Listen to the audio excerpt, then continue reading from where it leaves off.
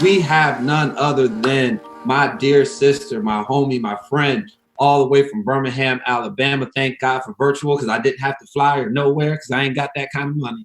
But I thank God for her. She is none other than Dejuana Thompson, the creator and founder of Woke Vote. Woke Vote. Yo, Woke Vote is one of the nation's strongest and most powerful voter engagement and civic engagement tools, platforms, organizations that is ensuring that Black people aren't just educated on the vote, don't just know about our history, but know how to take all of that and transition that into checking that box, hitting that button, and making sure we're changing things for our entire society. You know how I know she's doing it? Because it is because of Dejuana Thompson and Woke Vote that Doug Jones is the governor of Alabama, that they flipped Alabama from a red state to a blue state. And I'm not saying there wasn't other people involved, but the Black vote, the people who moved the Black vote, it was Woke Vote. So I'm going to get off the track. I'm going to bring in Dejuana Thompson, introduce yourself to the people, and then talk to us a little bit about Woke Vote. Hello, thank you all so much. I really am so full. I'm like, Edwin, I should have went first so I can let these words just marinate on me. I mean, Reverend Kennedy, Dr. Session, Reverend Sharp, I feel like I needed those sermonettes today. So thank you for really resting in your power and in your call and showing us and giving us just some divine words. Danielle Ayers, I feel like a sister to you in the movement, because I also come out of a church tradition. My dad's a pastor here in Birmingham, Alabama. And so one of the things that I think is really critical that really has been told to us as a falsehood, and I think that people are, especially younger people, are struggling with, is this idea that you cannot have faith and justice, or that you cannot be a person full of faith and be an activist. That is a trick of the enemy that tells you that there is some sort of separation between justice and God, when we know that that's actually what all of this whole story, this whole thing about faith is about: access to justice. It's about liberation. It's about the cleansing of sins, the remission of sins, all those different things. So you can't tell me that there isn't a strategy found in these texts. All four of you just laid out strategy for how we as people of faith activate in this kingdom system, in our kingdom system, but in this world system. And so thank you all so much. I'm just full from that. I heard, the nations are to be held accountable and our votes hold them accountable. I heard that we have to speak for all the people. And I just heard this faith and culture context that Dr. Kennedy just gave us that I think is so critical for when we're doing this work. And that really is how Woke Vote exists in the world. Edwin, I thank you so much for the opportunity. But Woke Vote exists for the long-term activation of voters of color, particularly Black millennials and Black people in the Black faith tradition. And why that's important is because we know that there has been a historic underfunding and under-resourcing and under-engagement of people of color politically in this country, specifically in the South. And so when we look at what our role should be as it relates to, at least right now, the context of this current election. But even in the last several years, I say even starting back in 2008, when we were looking at electing our first Black president, I was on both presidential campaigns for Barack Obama. And I remember something that he said in 2008, 2007 with me, and really sort of informed my idea of how some of this work should be done. And that was, people may come into a campaign office or may come into a situation because they've heard about a candidate, right? They may have gotten excited about the idea of a Barack Obama, but they stayed and they got activated based off of me, or people who work in that office, or people who work in that community, or people who work in that space. And I thought about what the power of that meant, is that, yeah, people might be concerned or be coming into a space because there's a Joe Biden to vote for or a Donald Trump to vote for, but that's not what they're voting about. They're voting about their issues. They're voting about who they believe that they are and who they believe we are as a country. And if you only talk to them about candidates, everything we do during election cycle, it dies with the candidates. campaign. And that is why we have fractured politics. That's why we have fractured justice, is because someone has tricked us into believing that when we organize ourselves for elections, or that when we organize, period, it is for the benefit of a candidate, or it is for the benefit of a system. But that is not what we organize for. That is not why we build power. It is not why we vote. We vote as a part of a liberation tool or liberation strategy. That vote is a tool in making sure that we have a robust community, a robust justice, a robust understanding of how we ultimately save ourselves. So Woke Vote exists not for candidates, not for parties, not for structures. We exist for the building of political power for Black voices. And that's what we've been doing. In 2017, to Minister Edwin's point, first of all, Doug Jones ran for Senate. And so, but listen, this is important because we have to tell our stories correctly. Yes. But the reality is he ran for Senate. And I tell this story because I think it's important for people to know, a lot of Black people and voters in general had no idea who Doug Jones was. No. Now, here's a man who had, done some incredible things as an attorney in the state of Alabama. If you know anything about the story about the 4 little girls who were bombed at 16th Street Baptist Church, he actually brought some justice as it relates to for those families, and was the person who led the legislation to bring 2 of those bombers to justice, essentially, and they're in jail to this day. But a lot of people, 18, 20-year-olds, 35-year-olds, a lot of people did not even know that story. So I couldn't go out and say, vote for Doug Jones because he saved, the consciousness around the 4 little girls. They didn't even know the story about the 4 little girls, right? And so because there has been a distinct way, or I believe, maybe I should say it this way, there has been a very dogged approach to telling our stories and leaving things out. And so we talk about the John Lewises and we talk about the Martin Luther Kings, and we very rarely hear about the 4 little girls. We very rarely hear about the Diane Nashes. We very rarely hear about these stories that would inform how we potentially activate. And so for Doug Jones, nobody knew that story about him. So we couldn't utilize that victory that he did have to galvanize our community. Rightfully so. Nobody really knew who Roy Moore was until they found out about his past and what he had done, and what was laid at his character in terms of being a pedophile. But that wasn't enough to motivate people to vote. What that would do is make people talk about things. But how do you move from talking to activation? You move from talking to activation by giving people an understanding about what their power is in the moment, and then explaining to them that moment is not just for that time, it's for a movement. And so I need you to say that again, right? Because you gave everybody the term, right? And so what is it? Say that again. What is it? Well, how do we move to activation? You have to take that moment and move that moment into movement, because if you only use that activation for that moment, then everything that is built in that moment around that candidate leaves or dies with that candidate. It is not built for the people. Yeah. And so I think that it's important for us to note that the long-term activation and things that I'm hearing on this live today that I've heard from my sisters and from you, Edwin, is about how do we build a culture of civic participation that allows us to have our justice, to have our freedom. And I would be remiss, there's a scripture that I've been warring with, and I've been talking with my family and my church and my organization, and it comes out of Luke 18, verse 1, and I'll be very brief, and it says, and he spake a parable unto them to this end, that men ought to always pray and not to faint, saying, there was a certain judge which feared not God nor regarded man, and there was a widow in that city. And she came unto him, saying, avenge me of mine adversary. And he would not for a while. But afterward he said within himself, though I fear not God, nor regard man, yet because this widow troubled me, I will avenge her, lest by her continual coming she will weary me. And the Lord said, hear what the unjust judge said. Shall not God avenge his own elect, which cry day and night unto him, though he bear long with them? I tell you that he will avenge them speedily. Nevertheless, when the Son of Man comes, shall he have found faith on the earth?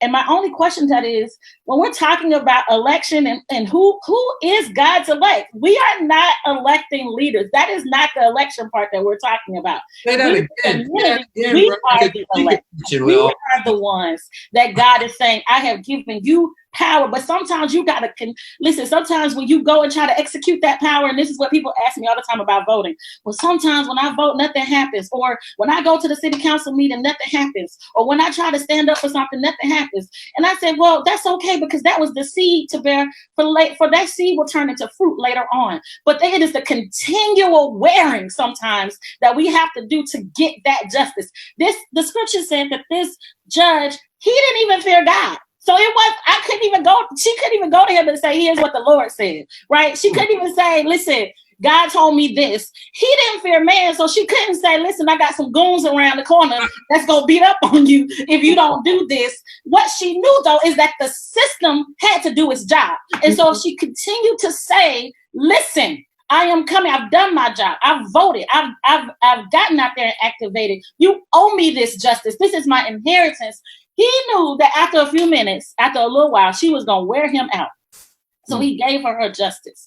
And my thing is this, while we're seeing people protest in the street, this is the continual wearing. While we're seeing people vote, this is the continual wearing. While we're seeing people run for office that have never run for office before, this is the continual wearing. And we have to teach and have spaces that teach the strategy of that continual wearing, because that's all it is. It is, how do we continue to fight for the justice, for the righteousness that we know? And we all know that Proverbs 29:2 says that when the righteous are in office, the people rejoice. But when the wicked bear rule, the people mourn. Yeah. I don't know if y'all have heard what's going on here in these streets right now, but there is some mourning.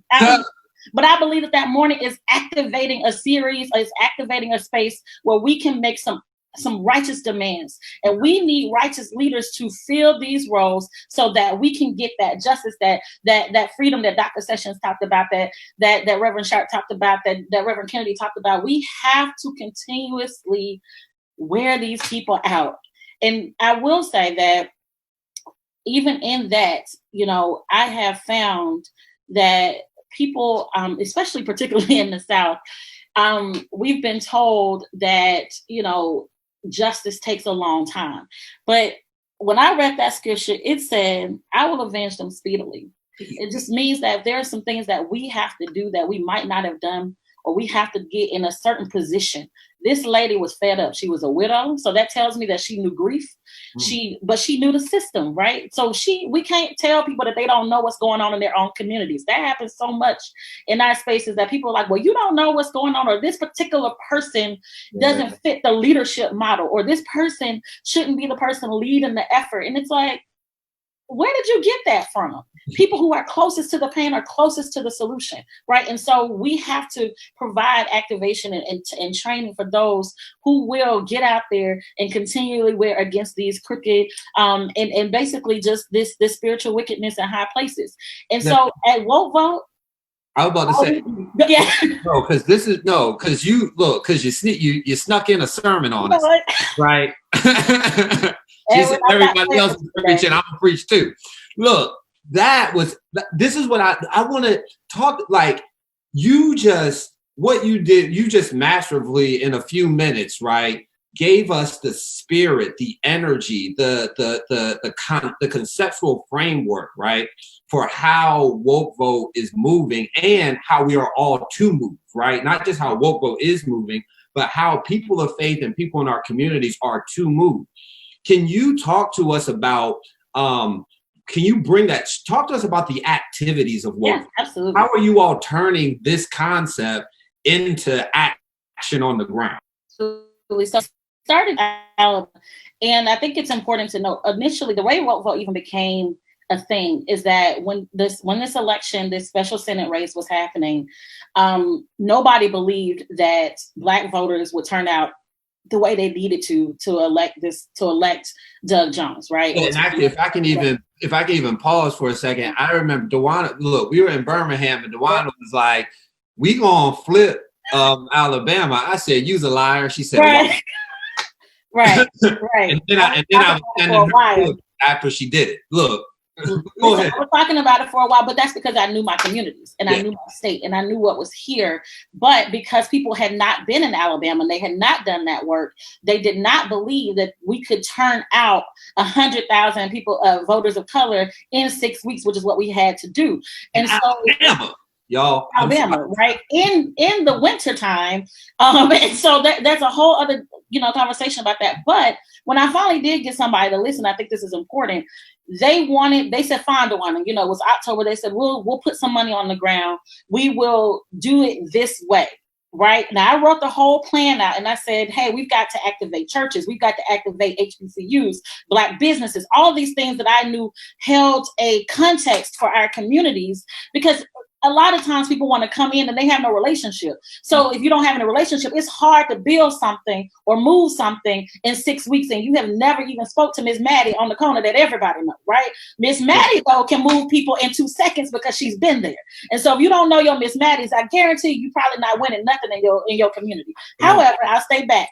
When I put the program together, they said, fine, we will put money behind what we believe in, which is the traditional organizing methodology. However, they didn't want to put any money behind activating the Black church, activating the HBCUs, none of that. And I was like, well, if I'm telling you this is what has to be done in order to win, and you're telling me you only want to put money behind what you know or what you have experienced, clearly you don't trust my leadership. And clearly you still don't believe that there is a connection to our culture and the way in which the Black experience lives in this state is connected to our power and our turning out the vote. But I knew if I didn't do it, we were going to be in a place that we would have 4 more years or 6 more years really of dealing with somebody who was like Jeff Sessions. And I just couldn't live with that.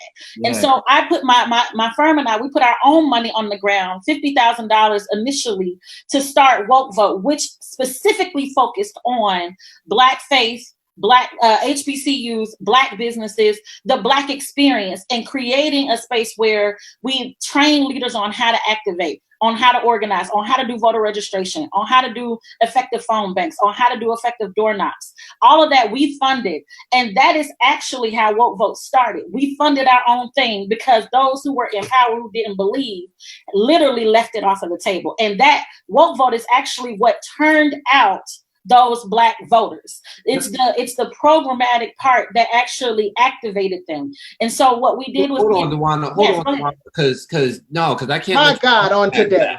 I can't let you run past that. Yeah. What you said was, and Texas, I hope you're listening.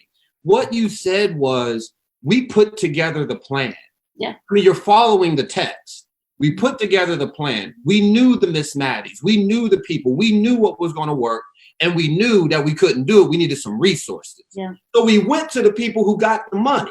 Yeah. And they were like, nah, we want to do it a different way. So then you didn't let that stop. You all worried, right? And put your own money in. Hear this, Texas. I'm sorry. I'm just restating what she said. I'm not trying to mansplain. I'm just trying to restate. She said, they put their own money in. Black folks got together. Your firm got together, which is Black people, and put your own money in because you knew the plan would work. Yeah. I had to underscore that. Continue, please. Yeah. And I think what we had to do was determine what fight we wanted to have at the time, because I could have pushed back and said, well, if you don't want to fund what I believe in on this side, then I'm not going to take any of your resources on the other side or any of that. But I knew that we were not in a space to say no to any of the funding, right? However, I knew that if we built what we needed to build and showed that it was effective, then when we got to 2018 and 2019 and now 2020, no one would be asking us why we need a woke vote. Right? We would be able to get funding for Woke Vote. And so we did what we need to do on the traditional side, but we built out the methodology, the programming for Woke Vote on this side. And it is what now is being used, not just in Alabama, but in now 16 states to activate and organize. We're on about 23 HBCUs. We have over 2,000 congregations of faith that are in our network. hundreds of thousands of voters that we can activate at a time, given the states that we're in. We're in North Carolina, we're in Wisconsin, we're in Florida, so many different places. And we've won races up and down up and down the ballot, not the people. Here's the thing, not the candidates. What we've done is, and I think this is really important to what I heard, I think Minister Ayers say earlier, is that we weren't talking about the candidates themselves. We were talking about the positions. Yeah. So we started talking about, we need a new district attorney. We need a new sheriff. We got our first Black sheriff ever elected in Birmingham, in Jefferson County in 2018 through activation with Woke Vote. Our first Black district attorney elected in Jefferson County in 2018. We got nine Black women judges elected in Alabama in 2019. And so what we had to do was start talking about what these roles do. And I heard Dr. Ayers talk about that. So when people are asking, like, well, we need bail reform, we need to impact the prison pipeline, we need education reform. Well, what are those roles? If you understand what I'm saying, and how do we elect for those roles? How do those roles exist? And once we started training and explaining what a board of education does and why we need to get more people who are, who are like-minded in our faith and like-minded in our idea of what leadership should look like. When we started talking about, hey, we need to change out 6 members on this board of education so that we can get enough votes to actually change what's happening in our education system, people started connecting the power. It's the power mapping that we teach people how to do that. Back in the day, the Fannie Lou Hamers and the Cortland Coxes, who's still with us today from SNCC, these are the kinds of things that they taught us how to do. The Harry Belafontes, who's a mentor of mine, they taught us not just how to leverage the money if you get it, but how do you power map those things and look at, okay, here are the roles that impact my community the most. How do we get righteous leaders in those roles? And so we do that. We have a fellowship, Minister Edwin. It's a 6 to 8 week fellowship. So when it's not election time, I talk about this all the time. We can do everything we need to do during election time. I've done it. I've had to do it. I hate to say it, but if you activated me 4 weeks before any election, I guarantee you I could turn out more people than most, right? We know how to do last minute work, but we are not about last minute when it comes to building our community. This is about how do we continuously build power and how do we continuously build program. And so we do a fellowship every year where we bring in 50 to 100 community folk. We've had everything from 18 years old to 72 years old graduate out of our 6 to 8 week fellowship. And we teach them everything from, how was the Constitution even made? What does it mean? What did the forefathers say when they started? What does forefather even mean? And so we teach them from that to what does Black Lives Matter mean? We go through that whole process. How is a bill made? What does it mean to be on the House of Representatives side versus the Senate side? What does it mean? Like, we teach them all of the different things, and then we teach them, here's what it means to be a campaign manager. Here's what it means to be a fundraiser. Here's what it means to be a donor. Here's what it means to buy radio ads. And we teach them how to buy a radio ad, because if you don't teach the people how this system works, they cannot, number one, activate in it effectively, and number two, they definitely can't change it if we needed to change. And so we teach the process, we teach how it works, and then we talk to them about what they see and what they want to do in their community, and we give them inroads and pathways to change those things on the ground in their community. So everybody may be, into this work for different reasons. I know, for instance, when we are working in North Carolina, there's some very different issues than when we're working in Michigan. And there's different strategies for how you can do things in Michigan versus North Carolina. And so we teach them, like, hey, in North Carolina, y'all have same day, you can register to vote the same day that you vote. That's never going to be the case, right? Or it's not the case in Alabama. We don't even have early vote. So, right. You know what I mean? So, but what's the strategy? If you got that kind of power, because that's power, if you can register people and turn and vote the same day, what's the strategy that you need to have to utilize that to make sure that our communities show up at the level or greater than what they've been able to do? So that's the kind of work and programming that we do. Our fellowship, we do a master's class, which goes deeper into the process of actually managing campaigns and managing issue-based work. We have HBCU programming. We do stuff with our local churches. Lots of that I've already heard on this, so I won't reiterate those things. But essentially, what we try to be is a true partner in community. And people asked us about COVID. People were so concerned about, well, with COVID going on, how are you going to be effective? How are you, politically, what are you going to do? Well, we did what we've always done, which is first we deal with the immediate issues of our community. We weren't talking to people in March about voting in November. We weren't. What we were talking about to people in March was, do you have enough groceries to get from today to next week? And you know what that did? That made people understand that we're not there just trying to utilize them for a candidate or just trying to be there for something else. We actually cared about what was going on in our neighborhood. And if you look back at our stuff, we fed people every Thursday, 200 to 300 people in our community every Thursday from March to July. Every Thursday, because we realized that we were sitting smack dab in the middle of food deserts where people had 20 to 30 miles before they could get to a grocery store in modern day America, in a city like Birmingham. This is ridiculous. And I live in one of those communities. I was almost food desperate because I didn't realize how far I would have to go. And so when people were getting COVID and different things were happening, it was exposing, like I'm sure it did in Dallas, and I'm sure it did in so many other places in this country. COVID exposed what we already knew to be true, the disparities that exist both in education, in healthcare, in food, in economics in our communities. And so we use that opportunity to be that partner, to be that resource. One of my favorite quotes, he says, Mahatma Gandhi says that there are people who are in the world that are starving so much that God can only appear to them in the form of bread. And so I've been telling people, I just need to be the bread.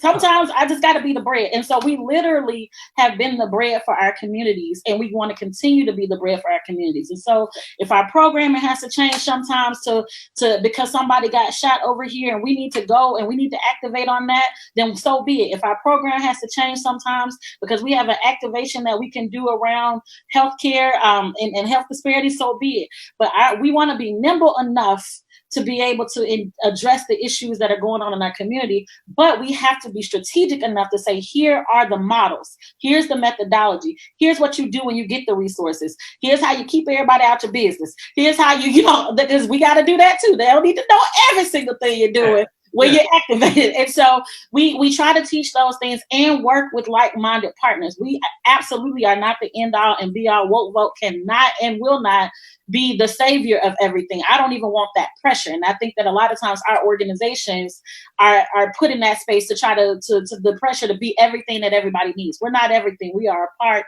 of a rich organization of leaders. And so that's why I love what you guys are doing here in Dallas. And we would love to partner with you guys on the ground and do that kind of thing, because whatever we may not do, this organization over here might do. And there's enough, I think Dr. Sharp said, there is enough resources out here for everybody. There is absolutely enough out here, and there's definitely enough work.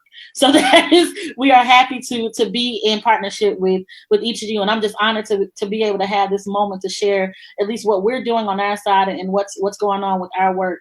Minister Edwin, I will give it back over to you. Thank you. Well, look, y'all, that's a full plate right there. I mean, if you haven't eaten good already, you know what I mean? We ate good.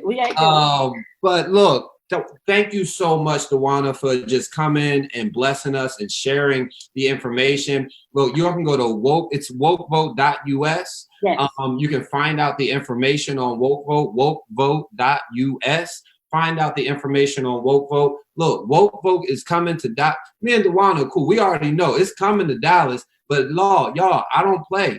We ain't bringing Woke Vote if we ain't got the resources. You hear me? And so, because we need resources to be able to make these things happen, right? And so we're not just going to be like, Dejuana, bring all your stuff and bring all your people, and we ain't got no money to be able to actually resource the community and do the program right. So help us out, Dallas. Help us out. We need these programs. We need this stuff in our communities. And this is what Dallas Black Clergy is about, trying to figure out not just how we win on Election Day, but how we win every day. Because I ain't just Black on November 3rd. I'm Black on November 4th, 5th, 6th, and all 365 days of the year. And so, Dejuana, do you want to leave any last word with the people before you roll out? Yeah, I just think, number one, again, thank you so much for letting me be a part of this moment. It's just been incredible for my spirit. Believe it or not, I'm getting over COVID myself. And so I don't have the symptoms. So thank God I didn't have sort of the what we've seen, you know, with COVID. But I was at the March on Washington on Friday. I spoke, and I do believe that's where I caught it. But that being said, this was, like I said, this lifted me. And I will say, Minister Edwin, we are so used to having to show up and build nothing, you know, build something from nothing. And I would like to challenge that there's already something always there, whether it's leadership, whether it's resources, whether it's whatever. I want to be sure that we will show up, Vote will show up with no dollars if we have to. That is what it is, because our communities deserve that kind of investment. What I will say is we won't stay there. And so our people, we're tired of asking our folk to work for free, number one, and we're tired of asking them to believe and dream without any investment. And so Vote is committed to investing in the communities that we work in. We try our best to stipend as many people as possible. We save our resources, and we're very wise with the money that God blesses us with. And so sometimes we know that we have to show up to be a blessing first before people can be a blessing to us. And so please don't let money, at least money, be the reason why that we don't do this work, because that's been a falsehood that I think has kept us all from doing a lot of this work before. There's so much talent and resources in our community that is invaluable. And so we look forward to connecting with you all in the very near future. That's right. Thank you so much, Dejuana. Look, you're right. They'll come, but Dallas is a big, rich town, and we got the money. So, right. We really want to win. Let's put our money where our mouth is. Right. Where your treasure is, that's where your heart will be also. All right, Dallas?